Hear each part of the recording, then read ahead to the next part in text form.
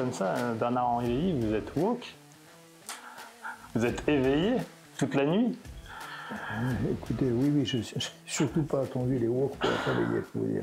Vous avez vu ce vil stratagème pour capter le téléspectateur? Oui, Bernard-Henri Lévy est woke. Oui, mais ça ferait un bon titre d'article. Je ne suis pas sûr que je le prendrais très bien, mais en effet, je n'ai pas attendu ce mouvement ridicule pour être réellement éveillé à tout ce qui me semble important et qui passe en tout cas sous mon regard, c'est-à-dire les malheurs du monde. Bonsoir, merci de passer la soirée avec nous. Oui. Bon, on va expliquer pourquoi je vous dis ça, mais d'abord, il faut que vous nous expliquiez où on est. Là, nous sommes dans les locaux de la Règle du Jeu. Oui. Voilà. Et je suis avec la directrice de la rédaction de la Règle du Jeu, Marielle Fransat, et son adjoint, Félix Leroy. Voilà. Et ils sont en train de boucler.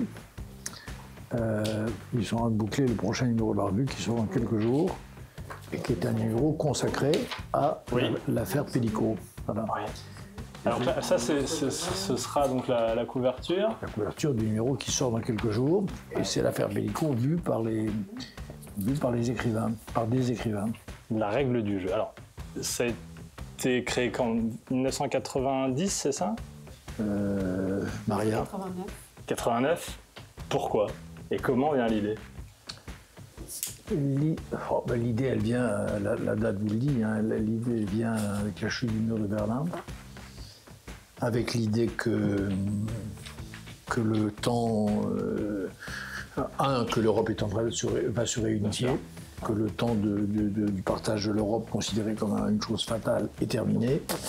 Deux, qu'avec cette réunification va revenir le temps des nationalismes. Vous l'aviez déjà anticipé? Ah oui, c'est dans l'édito du numéro 1. On n'a pas le numéro 1 ici? Je vous montrerai. À mon avis, je prends un risque, mais je pense que ça doit être dans l'édito, éditorial, page 4. D'autant qu'au même moment, donc on doit dire que c'est formidable pour l'Europe, d'autant qu'au même moment, des profondeurs de cette Europe qui, comme par enchantement, retrouvait liberté et identité, remontaient des voies qui n'étaient pas toutes ni toujours celles que l'on espérait. Ici, c'était une guerre tribale, là un ressentiment, ailleurs un antisémitisme qui ne craignait plus de s'afficher. Partout, d'un bout à l'autre de ce monde qui s'ébrouait, c'était des paroles très anciennes, longtemps gelées, qui, à la faveur de la débâcle, retrouvaient droit de cité.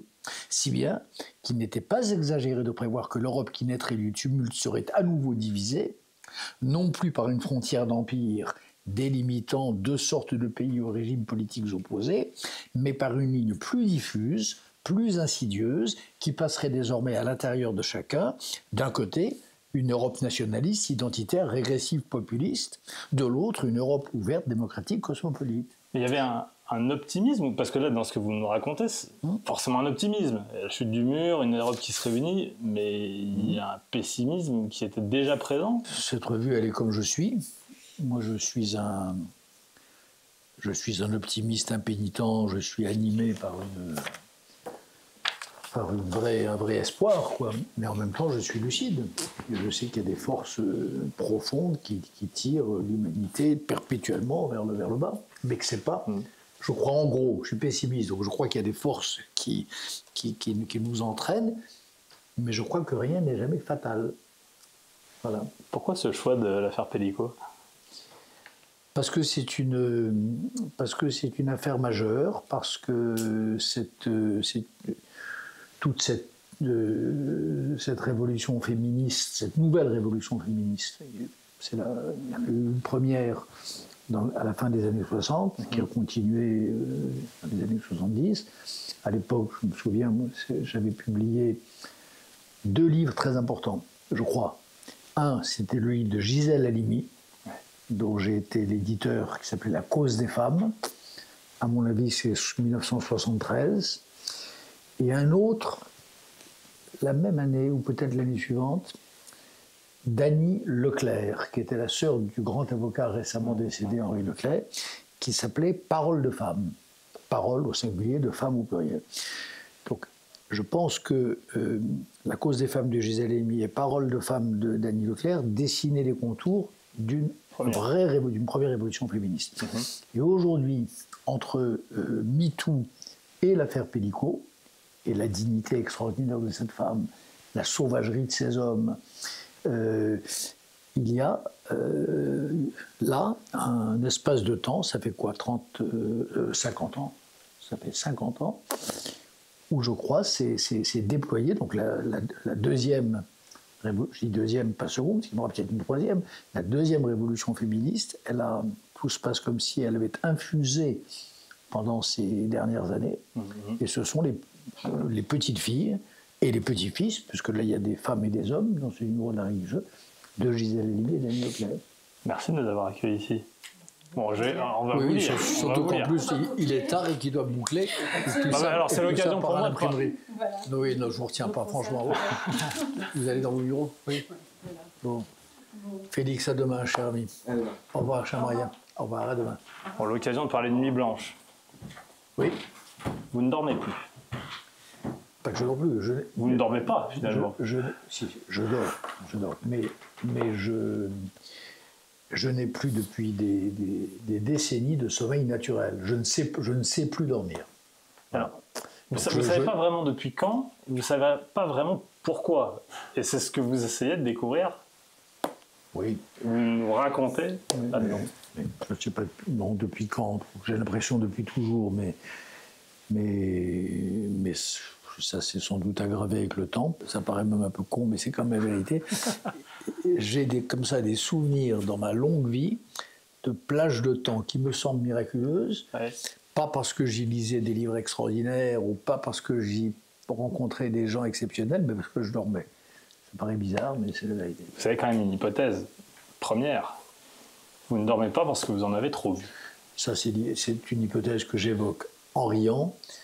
Parce que c'est celle qui a évoqué, du recul, mais c'est celle qui a évoqué devant moi, en riant, avec un peu de sérieux quand même, parce que quand il riait, il était toujours sérieux, mon ami Philippe Solers. C'est Philippe Solers qui émet cette hypothèse.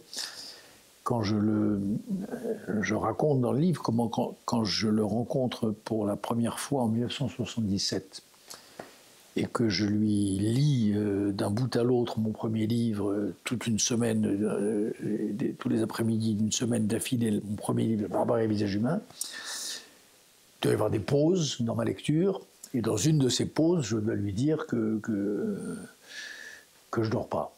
Déjà, voilà. Alors voilà, il me demande si c'est à cause de l'écriture du livre, je dis sûrement, etc.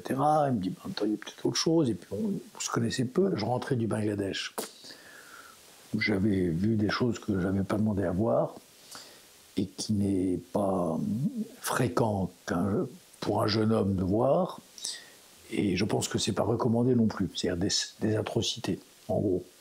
Bangladesh, à l'époque, j'étais le théâtre à 23 ans, oui, d'un génocide vrai, c'est-à-dire un plan délibéré par l'armée pakistanaise d'anéantir la population du Bangladesh. Et j'ai donc vu des choses atroces. Vous avez vu des choses atroces qui potentiellement vous empêchent de dormir, mais pourquoi vous avez continué à les voir? Vous me dites, je n'avais pas demandé à les voir à 23 ans. Pourquoi vous avez continué à y aller? Est-ce qu'il y a, une attirance de la guerre, une drogue de la guerre? Non. Non, honnêtement, je me suis évidemment posé la question, mais non, parce que je n'aime pas la guerre. J'aime pas la guerre, j'aime pas le... Mais vous n'êtes pas non plus un antimilitariste convaincu? Non, parce que je crois qu'il y a des guerres justes. Je crois que quand il n'y a pas le choix, quand un peuple opprimé ou quand une démocratie attaquée n'ont pas d'autre choix, il faut faire la guerre. Quand l'Europe faisait face à Hitler, elle aurait dû affronter militairement Hitler bien avant d'être attaquée elle-même, dès les années 30. Je crois ça. Je crois qu'aujourd'hui, en Ukraine, j'ai tourné des 3 films pour dire cela, je crois il est bon, il est juste, il est nécessaire pour nous tous, pour la sécurité de l'Europe, que l'Ukraine se défende. Pour se défendre, il faut des armes. Et les armes, malheureusement, c'est la guerre. Donc, qu'il y a des guerres justes. Mais est-ce que vous ne vous sentez pas plus vivant près des morts et de la violence de la guerre? Non, non. Pour vous dire que non, je me sens vivant. La seule chose que je pourrais dire, c'est que quand je rentre d'un tournage en Ukraine, ou quand je rentre d'un reportage, comme j'en ai fait jadis pour Le Monde, au Darfour ou en Angola, et quand je me retrouve à Paris, là, je n'en crois pas mes yeux et mes oreilles.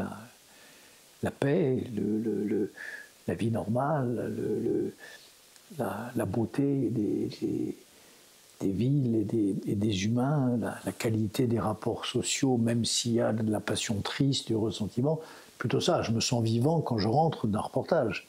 Pas quand je suis en reportage. Quand je suis en reportage, je me sens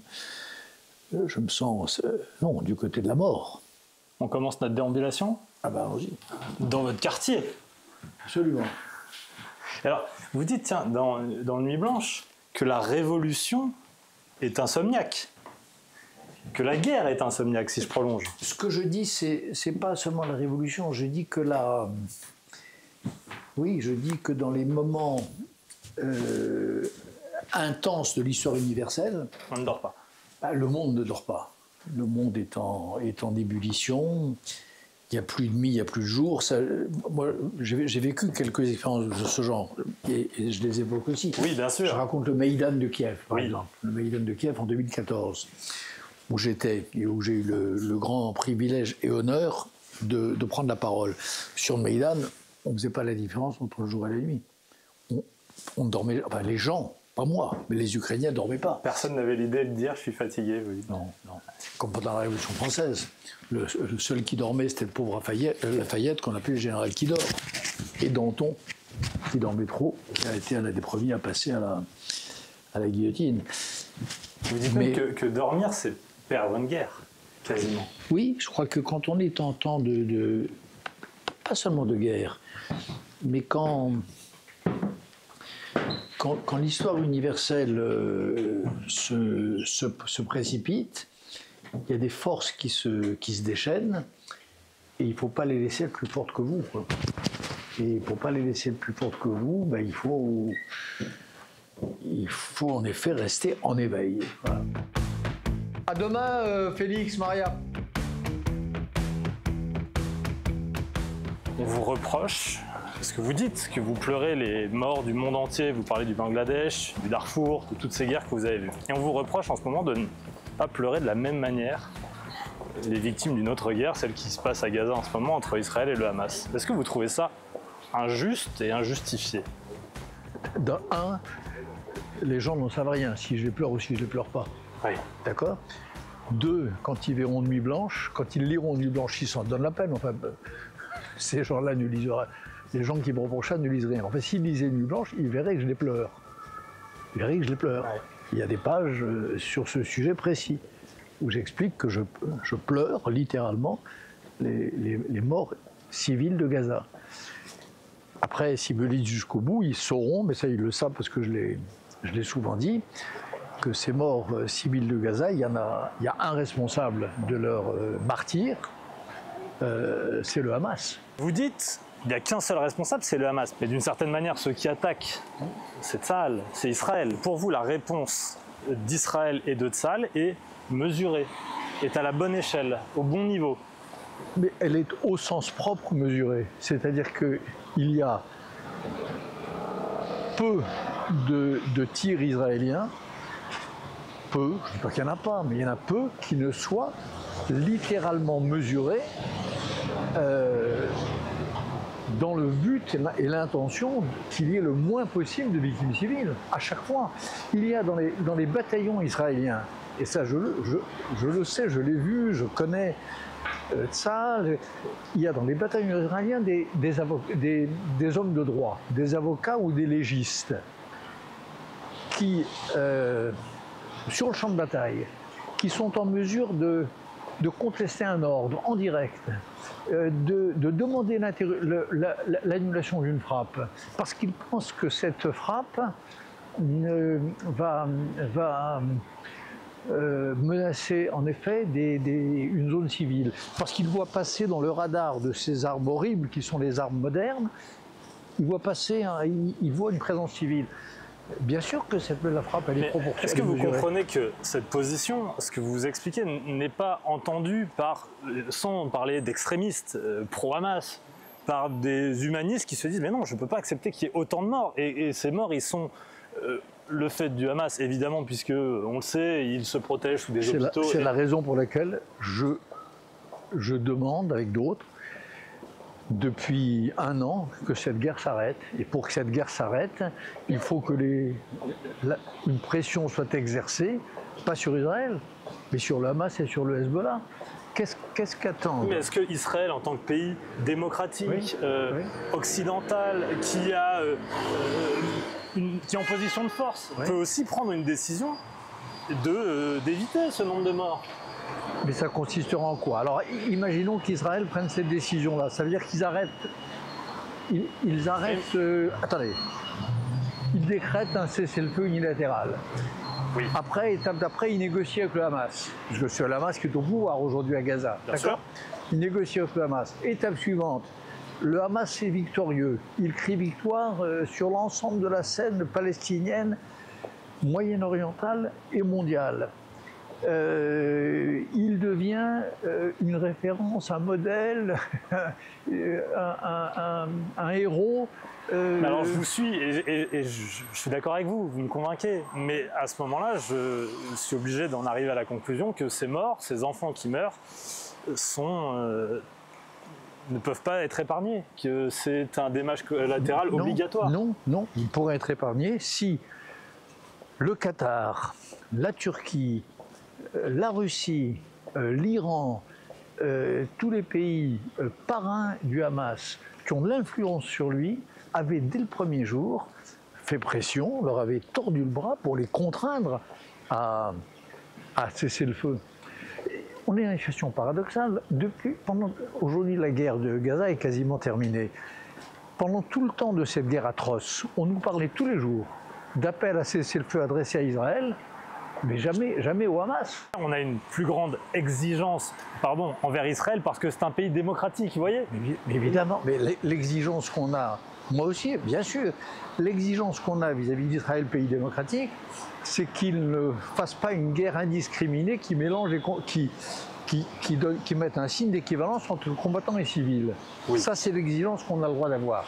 Après, il y a une exigence que l'on doit avoir, d'abord, ne serait-ce qu'avec les deux parties, c'est que le feu cesse. Au moment où Israël, au bout d'1 an, a fini par intervenir au nord contre le Hezbollah, l'histoire des beepers, etc. Bien sûr. Ça faisait 1 an que le Hezbollah, mais soyez honnêtes, bombardait tous les jours le nord d'Israël. Personne n'appelait à cesser le feu. Personne ne parlait d'escalade. D'accord? Tous les jours, il y avait des bombardements. Personne. Le jour où Israël finit par dire, écoutez, on ne peut pas vivre comme ça en recevant des bombes sur la tête tous les jours, et décide d'entrer dans la guerre, là on commence à dire, oh là là, escalade. Oui, mais quand je vous écoute, il y a presque une forme de complot. Vous voyez ce que je veux dire? C'est que... Non, il y a eu... Et on dit la même chose de l'autre côté. L'autre camp dit, oui, tout pour Israël, on ne dit rien. Vous voyez ce que je veux dire? Et tout pour Israël quoi? Tout pour Israël quoi? Non. Pour l'instant, réprobation mondiale, condamnation à l'ONU, des soldats israéliens qui ne peuvent pas venir dans certains pays parce qu'ils craignent d'être victimes d'un mandat d'arrêt. Je vois pas quoi pour Israël. Dans Nuit Blanche, vous racontez une nuit avec Benjamin Netanyahu. Ah oui, ça c'est vrai. Une nuit, oui, une quasi-nuit, exact. Oui. C'est un insomniaque comme vous? Oui, je crois. Et on sent bien que vous n'êtes pas d'accord.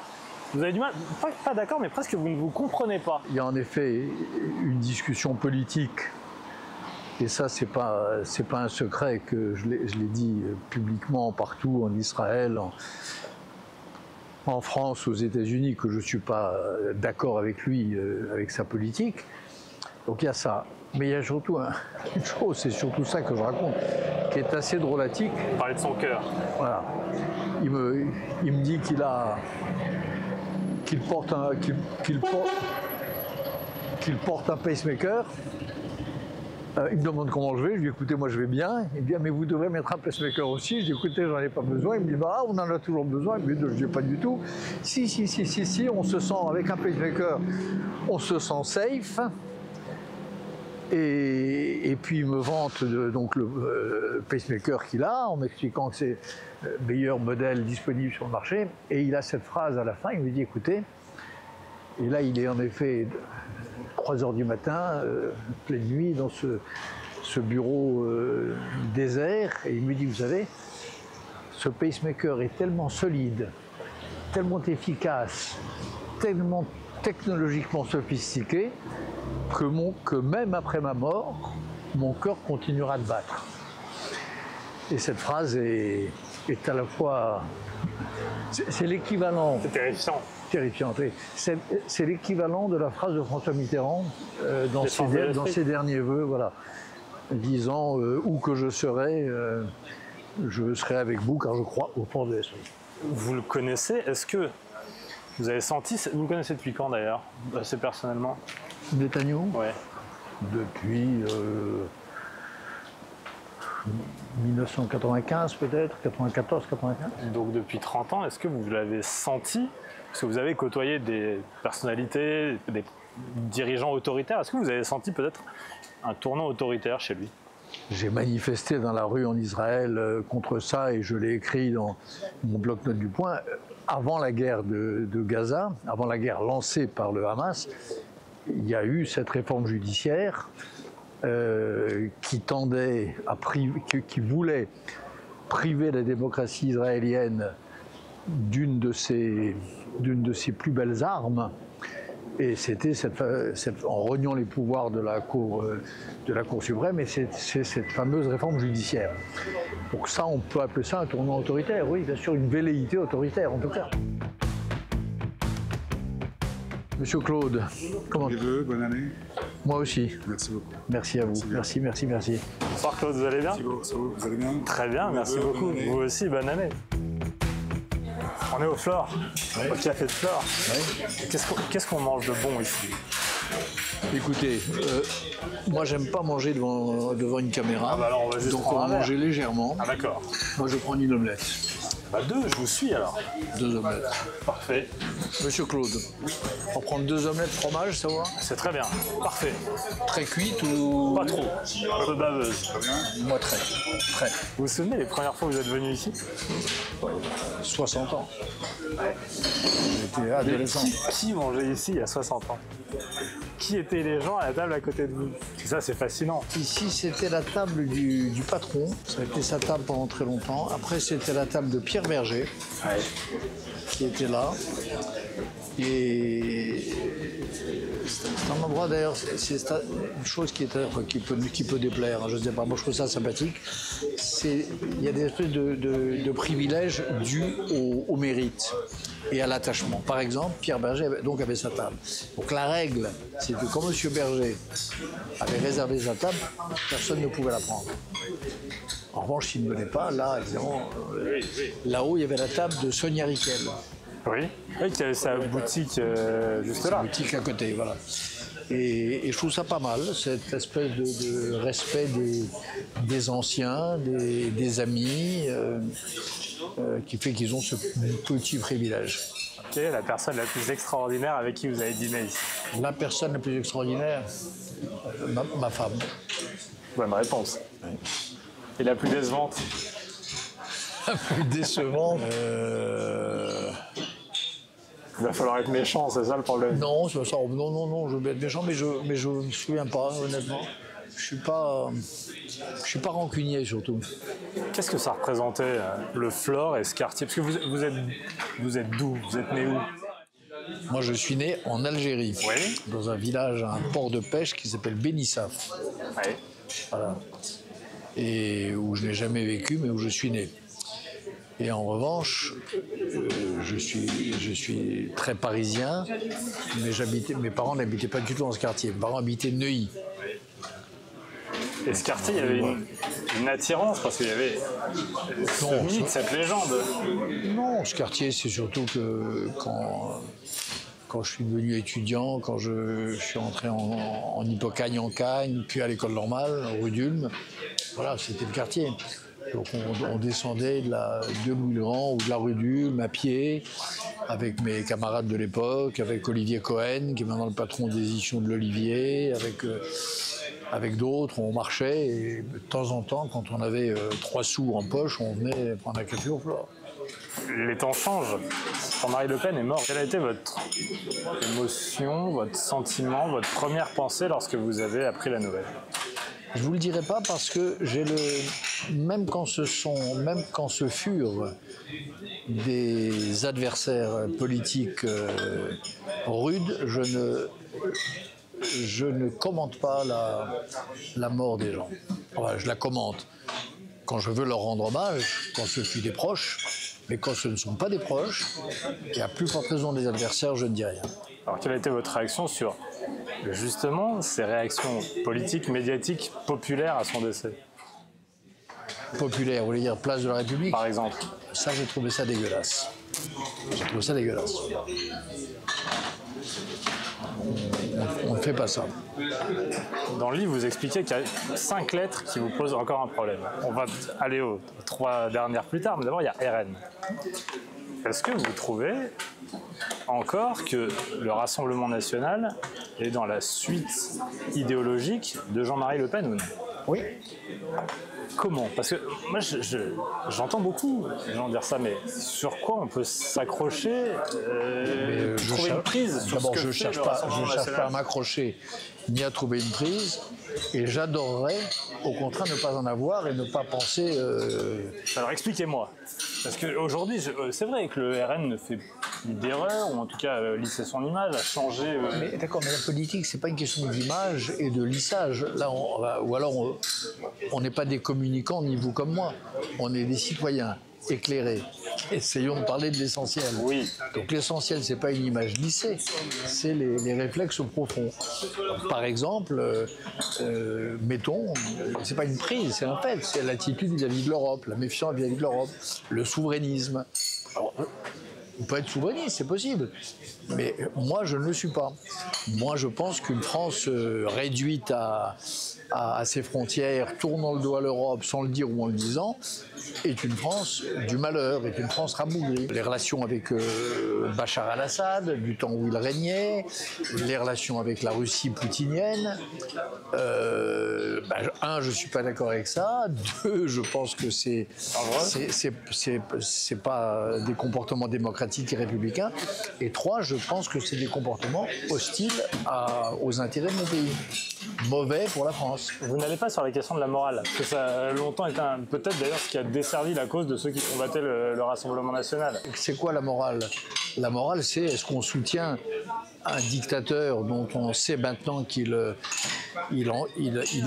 écrasait dans des broyeurs les corps de ses partenaires, de ses adversaires, et parfois de ses partenaires d'ailleurs, dont il pensait qu'il l'avait trahi. Est-ce qu'on est pour ce type-là ou est-ce qu'on est pour les démocrates syriens qui étaient légion dans les années 2012, 2013 jusqu'à 2015, 2016? Ça, c'est de la morale. Est-ce qu'on est pour un peuple qui résiste depuis 2014, qui est le peuple ukrainien, ou est-ce qu'on est pour une Russie impériale qui hait l'Europe de toute sa nouvelle âme, qui est la Russie de Poutine? Pardon, mais c'est de la morale. C'est une question d'oreille et de morale. On passe aux 3 autres lettres. LFI, qui a le plus changé entre Jean-Luc Mélenchon et vous? Lui. Je le connais depuis longtemps, je les crois, je le connais, ça n'a jamais été mon ami, hein, mais je le croise depuis longtemps. Je le voyais déjà à l'époque dans l'entourage de Mitterrand, petit bonhomme essayant désespérément de capter un peu de l'amour du monarque, du roi, et je crois sans succès. Je pense que Mitterrand l'a toujours méprisé. Donc je le connais un petit peu. Mais en ce temps-là, il était médiocre, mais il n'était pas vil. Il n'était pas vil. Il avait une certaine dignité morale, politique. Aujourd'hui, il n'a plus de dignité.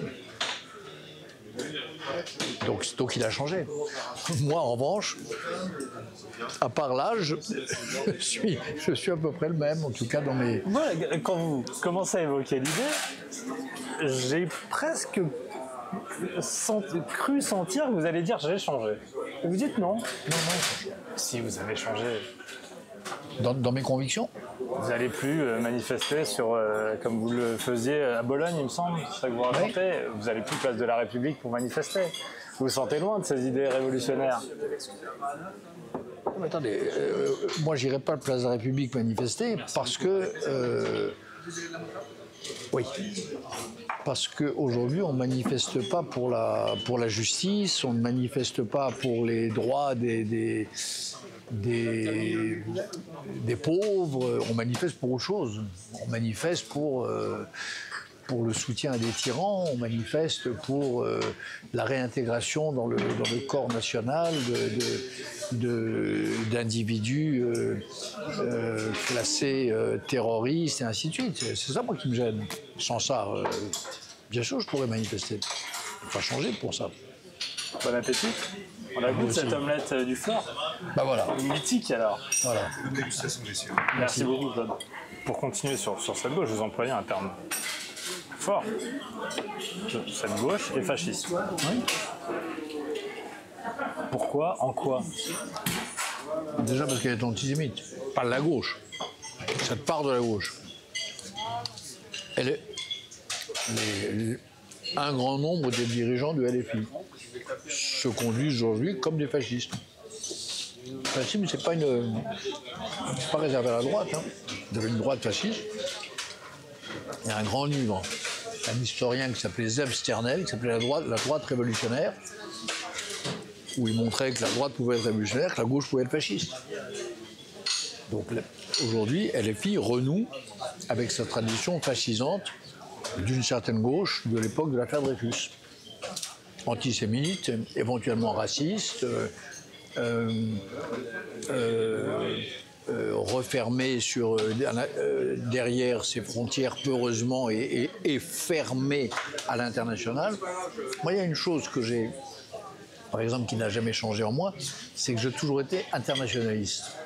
J'ai toujours pensé que ce que je crois bon pour mon pays peut être aussi bon pour les pays voisins ou lointains. J'ai toujours pensé que ce que je souhaitais pour mes enfants était souhaitable pour les enfants d'un Afghan ou d'un Iranien. J'ai toujours pensé ça. La gauche aujourd'hui, cette gauche-là, cette gauche, elle n'est même pas extrême.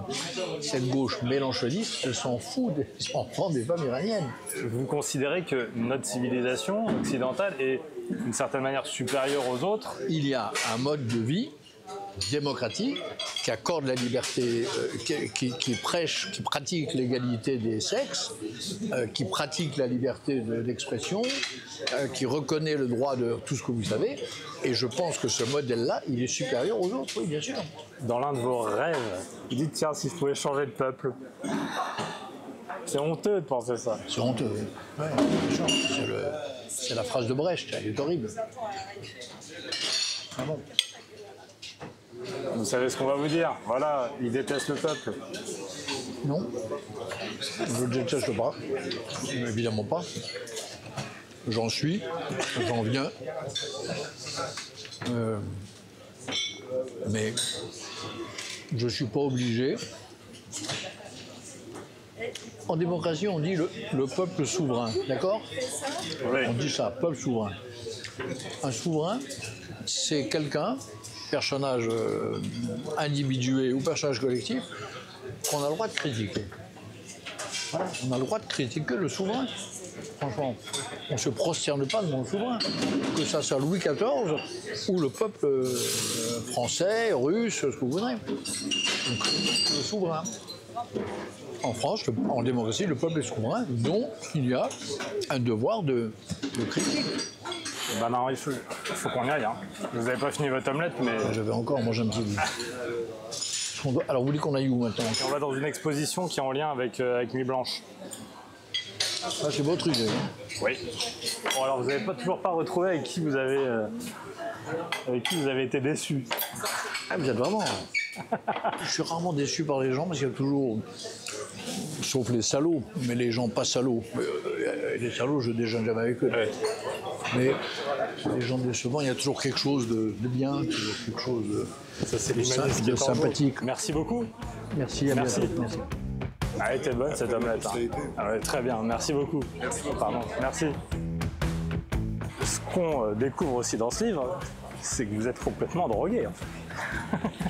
Vous êtes un accro au médoc. Ça c'est la phrase terrible qui va faire le buzz dans votre.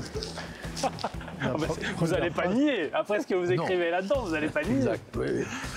Je suis accro au médoc pour dormir. Oui. Oui. Pour dormir. Mais vous connaissez la liste, les spécificités de chacun. Oui. Ah oui, oui. Attendez, ça fait 50 ans que je cherche des. Parce que les somnifères, je ne veux pas faire enfin, c'est votre choix, vous me mettez là-dessus, donc on est en direct. Bien sûr. Mais c'est vrai qu'il y a quelque chose de magique dans les somnifères.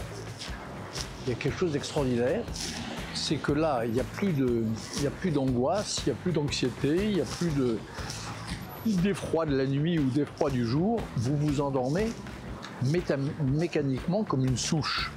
Ça, c'est suprême, mais il faut avoir le bon. Et on s'accoutume toujours au bon. Il y a un temps, il y a 1 an, 2 ans, 3 ans, où le somnifère cesse de faire son effet. Donc, depuis le temps, je les connais tous. Alors celui du moment, c'est lequel? Celui du moment, c'est celui que connaissent tous vos spectateurs, parce qu'il est assez, je crois, couru, c'est le qui... Mais je vais bientôt en changer, ah oui justement, ouais. Parce qu'il marche. Vous me parlez ça comme si vous saviez changer de voiture, vous voyez? Oui. Mais qu'est-ce que je vous dis? Alors, vous voulez que j'arrête de dormir? Ah ben non, certainement pas. Comme Ronsard. Oui, mais vous en inquiétez d'ailleurs. Oui. Qu'est-ce qui m'arrive si je dors pas? Bien sûr. Ben oui. Celui-là, c'est 36 minutes. Entre le moment où je prends le truc et le moment où je plonge dans le sommeil, 36 minutes. Oui. Mais vous n'êtes pas tout à fait éveillé. Il y a une forme de sommeil paradoxal. Il y a la moitié des 36 que je suis en pleine forme. La deuxième moitié qui est un peu épouvantable, parce que là, j'ai l'impression d'être lucide, mais je ne le suis plus. Donc si je reçois un SMS de vous... Et là, je peux faire des bêtises. Voilà, c'est ça? Non, ça dépend. Si vous recevez un SMS de moi avec des fautes d'orthographe ou avec un bout de phrase sans queue ni tête, vous pouvez vous dire en effet que... Oui, là, c'est le moment qu'on est dans les deuxièmes 18 minutes. Oui. Et ça, il m'est arrivé de faire des bêtises, mais terrifiantes. Terrifiantes, d'envoyer des messages absolument lunaires. Oui, puis en plus, j'imagine les contacts que vous devez avoir dans votre téléphone. Voilà. Ouais. Donc j'ai pu vraiment provoquer des catastrophes. Alors, je crois que les gens d'abord, enfin, les gens qui me connaissent, contrairement à ceux qui ne me connaissent pas, m'aiment bien. Donc ils sont indulgents. Oui. Et comme premièrement, et deuxièmement, ils savent que je suis, en effet, que j'ai ce problème de sommeil, donc ils ne se formalisent pas. Parce que ce sont des passages très marrants. Vous mettez aussi en concurrence vos médecins. Oui. Mais ils ne le savent pas. Et donc vous vous dites, ah tiens, il me proposait la même chose que l'autre, et lui non, il me propose autre chose. Je mets mes symptômes éventuels, parce qu'en plus je me porte bien. Ouais. Je mets mes symptômes à l'encan. Voilà. Mes symptômes sur le marché. Et j'ai en effet... Le problème, c'est que maintenant, ils vont être au courant. Ils sont au courant. Oui, ça y est. Ils ne se vexent pas, non? Il y a les deux cas de figure. On est dans ce quartier. Vous connaissez bien? Oui. Vous aimez Paris, d'ailleurs? Vous aimez encore Paris? Oui. Oui. C'est pas le cas de tout le monde ici. Quand on dit vous aimez Paris, bon, les gens sont pas... Moi, j'adore Paris. J'adore Paris, j'adore les rues de Paris, j'adore marcher. Je marche dans des conditions comme... Oui, parce que vous faites aussi des conseils fitness. Marcher 45 minutes, pas rapide. Oui, mais c'est pas fitness, non, c'est pour me calmer. Ouais. Ah, vous calmez? Me calmer. Mais alors... De mes colères, de mes... Voilà. Je suis très souvent en colère. Pour toutes les raisons qu'on a évoquées au Flore. Donc 45 minutes de marche rapide, ça calme. Venez, vous êtes de ce côté, Bernard Henry. Je vous laisse entrer. Vous parlez beaucoup de Google. Vous parlez beaucoup des nouvelles technologies. Alors, c'est ce que j'imaginais pas du tout. Vous voyez, j'imaginais que vous aviez tout en tête, vous êtes un philosophe qui pense, vous n'avez pas besoin de Google. Mais si, vous avez besoin de Google. Il y a un sujet en ce moment, autour des GAFAM. Est-ce que vous avez déjà rencontré Elon Musk? Non. Non. Vous aimeriez le rencontrer? Écoutez, il en était. J'ai hésité une seconde parce qu'il en a été question il y a quelques mois. Il y avait un voyage en Israël prévu et je ne sais pas comment vous dire. Ça aurait pu se faire, mais je n'y étais pas. Moi, j'aime les gens fidèles. J'aime un minimum de constance. Et Elon Musk, il y a une chose qui m'a tout de même gêné avant ce qui se passe maintenant. Hein. Oui, ces agressions contre l'Europe, etc. Tout ça. J'imagine que ça vous inquiète. Évidemment. De soutenir l'AfD, de se mêler des affaires italiennes, le Royaume-Uni, maintenant le Groenland et le Danemark, enfin tout ça. Bien. Mais avant ça, il y a une chose moi, qui m'a beaucoup choqué, c'est l'Ukraine, l'attitude vis-à-vis de l'Ukraine. Et de Zelensky. Oui, de l'Ukraine. La première année de la guerre, Elon Musk était une providence pour l'Ukraine à cause de Starlink. C'est-à-dire que les résistants ukrainiens communiquaient à travers un satellite d'Elon Musk. Satellite d'Elon Musk qu'il avait fourni gratuitement. Puis il y a eu une espèce de changement de cap dont on a compris après qu'il n'était pas fait du hasard ni une question de commerce, qu'il était vraiment un revirement idéologique dont on voit aujourd'hui les derniers effets, qui fait que d'un seul coup, il a coupé Starlink, puis après il l'a remis, puis après il l'a recoupé. Ça m'a blessé. Pour moi, l'Ukraine, on a parlé d'Israël tout à l'heure beaucoup, j'aurais pu parler tout autant de l'Ukraine. Hein. J'ai passé les 3 dernières années à tourner 3 films, donc j'y ai passé beaucoup de mon temps. J'ai brisé le pain, j'ai partagé la vie, j'ai partagé des moments durs, etc., avec des jeunes et des vieux Ukrainiens.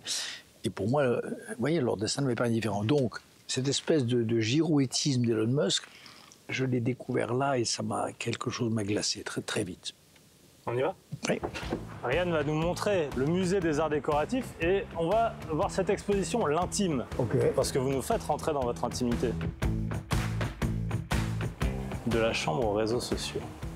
D'accord. Vous nous faites entrer dans votre chambre. Et vous dites que dans ce livre, je vous ai lu, c'est peut-être le plus intime que vous ayez écrit. Oui. Le plus personnel. Oui, bien sûr. C'est un livre qui me fait peur d'ailleurs. Ah oui? Oui. Un livre Pourquoi? Que je publie dans la crainte et le tremblement. Parce que je n'ai jamais fait ça. Je suis quelqu'un d'assez verrouillé. Et voilà, c'est vrai que contrairement à ce que croient les cons, qui me disent le narcissisme, je suis très peu narcissique. J'ai pu passer ma vie à parler des autres. Enfin, que ce soit, je sais pas, un livre sur Sartre, des reportages sur les guerres oubliées, enfin, un livre sur Daniel Pearl et ainsi de suite. J'ai passé ma vie à écrire sur les autres. Vous avez un personnage avec ses initiales, BHL, votre chemise, votre coupe de cheveux. Est-ce que cet homme qu'on voit de loin, c'est le même que celui qui se couche le soir quand vous n'arrivez pas à dormir? Quelle différence il pourrait y avoir? Je sais pas, il pourrait y avoir un rôle que vous jouez, que vous tenez. La coupe de cheveux changerait le soir à partir de 2h du matin. Elle serait peut-être moins soignée. Moi, je ne m'appelle pas BHL. Hein. Je ne me suis jamais appelé BHL. BH, d'ailleurs. Ben, je m'appelle BH, je m'appelle Bernard-Henri, oui, mais je ne m'appelle pas BHL. BHL, ça a été inventé... faudrait voir, d'ailleurs. Mais à mon avis, pas à mon avis, tout de suite, dès 1977, et à mon avis, plutôt par des adversaires que par des amis. Il me semble, mais j'en suis pas sûr. On est là, à côté, Ariel Dombal dort à côté, on est à côté de vous. Je me casse la gueule contre une table de nuit, je me fends la lèvre, ouais, je sais. Et d'ailleurs, à ce moment-là, elle continue à vous voyer, même dans un moment comme ça. Oui. Ça, c'est fascinant, ce vouvoiement. Pourquoi? Ça vous fait sourire? Oui, je n'avais pas observé, mais vous avez raison, oui. Elle me vouera probablement jusqu'à mon dernier souffle, oui.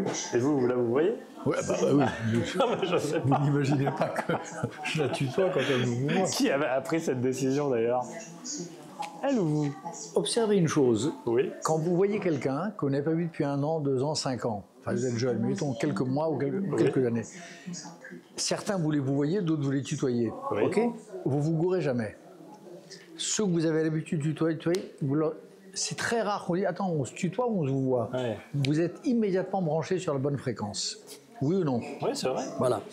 Ça vient tout seul. On se pose pas Ça la question. vient tout seul. Ouais. Donc là, avec celle que j'appelle A dans ce livre, il y a de très nombreuses années, à l'instant où nous nous sommes rencontrés, ça s'est institué comme ça. Et dans ces cas-là, quand ça s'institue comme ça, très difficile de changer. Et rien n'est plus d'ailleurs désagréable, enfin, rien n'est plus, est très désagréable, la personne qui vous dit, allez, on se tutoie. Moi, j'aime pas ça. Et je dis en général, si vous voulez. Oui, on ne change pas comme ça. C'est comme un... Soit ça vient tout seul, soit ça viendra jamais. Évidemment. Et puis surtout, c'est pas plus intime de se tutoyer que de se vouvoyer. Ça implique toute une épaisseur de relation entre les deux personnes. Et on ne change pas de mode d'adresse comme on change de chemise, quoi. C'est comme ça. Est-ce que ça, alors que vous êtes un insomniaque, ça vous terrifie? Oui, bah oui, voilà exactement le genre d'image qui peut me terrifier. Bah oui, là c'est clairement le lit d'un insomniaque. Les deux d'ailleurs, mais celui-là en particulier, là on sent les médocs là. On sent alors en plus ça c'est pas moi ça. Hein, moi je ne bois pas, je suis sobre. Mais voilà, la bouteille de vodka apparemment. Le cendrier, c'est pas moi non plus parce que je ne fume plus depuis très longtemps. Enfin voilà, on sent la frénésie de l'insomniaque qui a essayé désespérément de dormir et qui n'y est pas parvenu. L'intimité, est-ce que vous pouvez en avoir une? Bon, d'abord, vous êtes un écrivain. Est-ce qu'un écrivain peut avoir une intimité alors qu'il raconte tout dans ses livres? Et deuxièmement, vous êtes un personnage particulier, vous avez une protection autour de vous. Est-ce que cela empêche, bloque, interdit l'intimité? En tout cas, ça la complique, ça c'est sûr. Mais vous savez, quand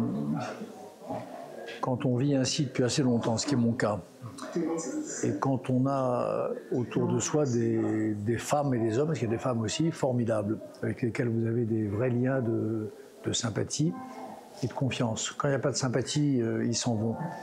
Et voilà. Quand il y a la confiance, la sympathie et l'amitié, c'est presque vos meilleurs copains, quoi. Vous voyez, à force. Un meilleur copain qui est toujours là. Meilleur copain qui est toujours là, mais qui sait ne pas voir, qui sait tourner la tête, qui sait vous attendre dans le même restaurant, mais loin, quand il a l'impression que ces femmes et ces hommes, ils ont un tact extraordinaire et ils comprennent à demi-mot. Ils comprennent à demi-mot que, voilà, que là, il y a de l'intime et qu'il faut le préserver autant qu'il est possible. Et autant que leur devoir le leur permet. Et ils trouvent le moyen. Ils sont d'une délicatesse. C'est des femmes et des hommes surentraînés physiquement. Mais ils sont d'une délicatesse infinie.